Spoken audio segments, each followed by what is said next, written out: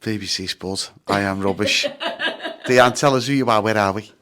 I am Deanne Shellcross, as CEO of Whitehaven Harbour Commissioners, and you are in my office above the Rum Story on Lowther Street in Whitehaven Town Centre in West Cumbria. You've got loads and loads to talk about. The internet blew up with the latest news in regards to the Edge, but that's just one of the many things that's happening here that you're overseeing. That's coming this spring, this summer. Right, okay, first up, what are we going to talk about? I don't know. What, any particular order? No, not really. No order of preference. What do you want to mention? The Edge? Then you mentioned it first. We'll talk about the Edge, yeah. Go on then. So we'll talk about the Edge. Osprey are going to be the kind of the commercial operator. So they're going to oversee the hospitality side, food and beverage, overnight accommodation. We've got 16 hotel rooms in there. Small hotel bedrooms, small but beautifully formed, and amazing views over the harbour, obviously. Yeah. No, I've just seen the plans literally laid out on this table, and it looks absolutely amazing. Whitehaven for sure has needed extra accommodation in the town centre for a long time. So 16 rooms that's pretty decent. Yeah, we're really excited by that. And then the community spaces, I mean, you know, the rooms are fantastic, but it's a very, very small part of what the Edge is going to offer. Okay. First and foremost, it's about a community facility, it's coastal activity centre, and everybody keeps saying about water sports centre. Yes, absolutely, but not just water sports. There'll be a small stage, there'll be a mezzanine level with a kind of seating area as well up there. So we think that's going to be really, really popular because it'll be kind of sit above the cafe space. It will be available for people to have their own space to sit in, not private, you know, it's but it will feel private. Baby showers, that kind of thing, meetings, whatever. Amazing views over the harbour. There's a small office as well. There is a private meeting room which will be available for hire. Small stage. So we're hoping that local performers might come and enjoy taking part and entertain the diners. Terrace. I think ultimately the covers we're looking at about 57 in total, so about 38 inside and about 19 on the terrace. Right. And again, ultimately just the amazing harbourside location, but it's everything that the building can be. We hope it will be a really flexible space, and people will help us discover how best we can use that space. It's to offer something that isn't really around much at all at the moment. Changing rooms, changing facilities, accessible. So accessible showers, showers for all, lockers, changing spaces for families, individuals. All of that comes with it, really. So wild swimmers, kayakers, walkers, all of that, we hope. Sea-to-seers, we hope they'll all make use of it in time. Obviously, the design's been a little bit controversial, but saying that, I reckon the irony is, because it is going to be iconic. There's nothing like it elsewhere in the county. No two ways about it. I reckon it'll win loads of awards. Well, I mean, that would be amazing, wouldn't it? But everybody who's worked on it so far has genuinely said, we have never worked on anything like this ever and probably never will again. It's causing a massive headache for the people that have been designing the fit out. It's causing a massive headache for people who are doing the blinds, because I think there's about 3 or 4 windows on one side which are kind of rectangular and normal angles. The rest of them are not uniform at all. So I'm really glad I'm not the blind maker for that. and the glaziers as well. The glaziers themselves are having an absolute nightmare. Yeah. So it's been interesting to watch. I mean, I wasn't involved in any of the original plans. You know, I've only been in post kind of 7 months, but it's been really interesting to see it all coming together with the weird and just bonkers angles and design and everything. You were talking about the music inside. I'm talking about music. Oh, go on. Nice little segue there, yeah. So, hot off the press, we have secured funding from the Robin Rigg Community Fund to present another series of harbour sessions this year. So, we did the pilot series last year, working with Tom Salmon and All My Days Promotions.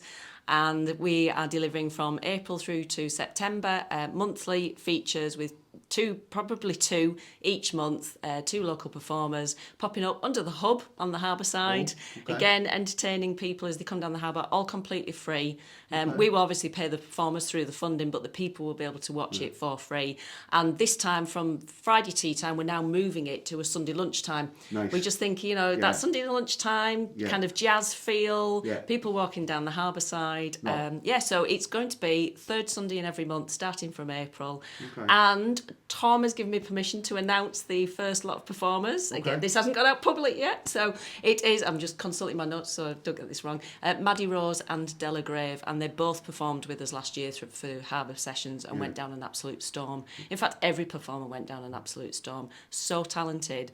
Most of them very different, each one very different in their own right, but the most amazing talent in Cumbria that a lot of it goes under the radar, and we're just really, really pleased to be able to give them another platform again on the harbour side. Good. Yeah. Talking about the hub, it's a Yes. lovely hub. Yeah. Is it just going to be just a lovely hub, or You're doing well on these segues, aren't you? So again, hot off the press, there's a theme here. We have secured funding. Again, another theme here. So this one's through the Rural England Prosperity Fund, and that was courtesy of the Cumbria LEP for the hub to be revamped, refurbished, looked at, tidied up, cleaned up. So obviously we will clean up the canopy that's on there already. We'll look at making it a bit more secure because it's got tired, old, unloved. I know the feeling. So, all of that. But we're going to make it much more of a flexible space. Okay. So the idea is we will work with Forth building on the prototype lights that we introduced for the wave. Nice. So looking to repeat that around under the hub canopy, so it'll be able to be lit up. But then we'll also have spotlights again with performers in mind. Okay. We will have heated lights available. So again, just making that space a little bit more flexible. And we're going to have weatherproofing through removable sides. So the idea is, and they'll be able to pop on, pop off. Individual ones, you can have as many or as few as you want. It will be a hireable space, a private space for people to use for little meetings, workshops, gatherings. Okay. Again, with the harbour sessions, if on a horrendous day, I mean, mostly we like to think it always shines on the harbour side, and I think we only had one dodgy day. But if we get a really horrendous day where it's 90-degree rain and all the rest of it, we can put most of the sides on, keep just a couple open, and then they can still perform out to people without getting drenched and blown away. But because of the removable sides and each one's individual, you can have the opening wherever on the hub you want it to be. So it's really exciting, and that's got to be finished by the end of May. So watch this space; it'll be coming soon. Okay, and the first harbour is on April. So April the 21st, Sunday, April the 21st is the first one. Get it in your diary. Yeah, and we're also hoping to start something very different on the harbour at the same time. I was just going into that. Segue, yeah, you missed me segue completely. Just devastated. So talking about flexible space. Yes. How flexible can the harbour be? Yeah, go on, you're well, as you know, we have lots of different things on there. We have the Leyland Daffer returning again at the end of April, beginning of May. So you used to seeing vintage buses, and there've been car shows and things over the years as well. Talking of cars, you're not the only one capable of segues. We are going to introduce car boot sales on the harbour. We hope we're just double checking some finer details, but that's the plan.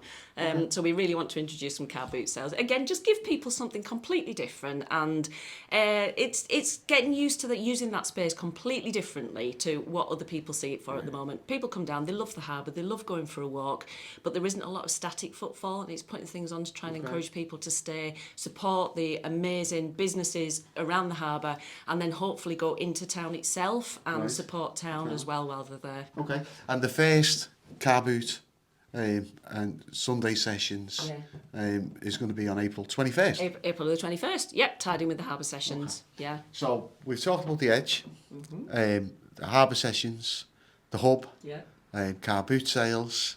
But I love that. I think it's a good idea. I think it's brilliant. People for people who want to get involved in the car boot, just contact Harbour Commissioners. Yeah. Well, we'll be putting out the details shortly as well. So, I mean, ideally, we'd like people to pre-book, and then we can get an idea of how many cars we'll have on the day. Because obviously, as you know, the harbour's only a certain size, so we can only fit so many in. We'd love it to be really, really, really popular. We'll probably start with one a month, but we'll just gauge and see how it goes. But so Tony at the Marina was talking the other day about tying in a boat jumble at the same time. Yeah. So we were saying if we're doing a car boot, Tony said we could do a boat jumble as well. So it'd be amazing. Car boots on the land side and boat jumble in the marina itself. Also, I heard, I can't remember who mentioned it. Now the rum story, it's one of the best attractions in the county, I think. Could it be any better? It could be quite a bit better, and we have a partnership with Anti-Racist Cumbria, which we are looking to kind of develop our plan to reimagine the rum story. So it's about refreshing it, it's about addressing the messaging around the history and everything that Whitehaven was built on. We're not looking to ignore history or anything like that, but we're looking to tell it in a more sensitive way. We're also looking at kind of more hyper-local education around Whitehaven's links and rum and where it all came from and what it was all built on. So we're hoping to put out details around that very, very soon, but we've been working really closely with National Lottery Heritage Fund around a funding bid. So watch this space. Okay, right, okay. And she's saying not on there early. Right, so overall, have I missed anything? Apart from, like, Rum Story is open now. The gift shop downstairs is open now. You got the Edge coming in autumn with toilets. Yeah, yes, yeah. Right, just leave it at that. Overall, anything else you'd like to add? Well, do we want to mention the elephant in the room, which is the orange water? Well, because most people would anyway. yeah, but the water's... I don't know. You know what? It's like we've got orange water. What other marina in the country has got orange water? Well, yeah. To be fair, I mean, some have had, and it's been treated, and that's what we've been trying to do. We've gone back to others that have had similar issues, and we've been talking to them all. And the issue is where we are, and it's quite unique in that our location is right beside a town, right on the sea, with not a lot of dead land around it. A lot of these places that have had treatment have been in the middle of nowhere and have had a lot of dead space that could be utilised for treatment plants. Nice. However, ultimately, it's still not it shouldn't be our problem to solve because we are the recipients of it. But there is some really good work being done and behind the scenes. Finally, it's taken a long time, but I know agencies and regulators are coming together. We've had a call today with Network Rail. We're looking to meet with Network Rail Coal Authority Environment Agency next week. Trudy Harrison MP is supporting all of that and helping bringing it all together. Copeland Council are involved, Whitehaven Town Council. Everybody ultimately just wants to see it all back to its beautiful way, and we're coming back together to try and sort that. So watch this space again from next week. Okay, but it's like mine. It's just mine related, isn't it? And to be honest with you, it actually blends in with the Edge. I know, somebody said that on one of the posts on Facebook this morning. Yeah, it matches the water. We said, well, genuinely, that was not the plan. And I would dearly love the water to be blue again by the time the Edge opens. Well, but we are 100% doing whatever we have within our control to do. We are reliant on a lot of other people, but we are not giving up and we're not stopping shouting, and we'll just keep fighting and banging the drum. Right, okay. Deanne, thank you very much. Congratulations, because you passed your trial test yesterday, didn't you? Passed me trial test. Yeah, I've officially passed my probation, so I've been kept on. So everybody's stuck with me. Sorry. Well, loads coming up. A lot more than what went at that John Barker or Baker fellow was here. No, stop that. Stop that. That's evil. And he's not here though, is he? He ran off. Anyway. No, but he's left one really good legacy that I'm now picking up and continuing to work with. So there you go. He's had his day in the sun, right? Deanne, best of luck to you. You've got loads going on. It's all positive. I genuinely can't wait for the car boot sale. I think it's brilliant. Thank you. See you later. Brilliant.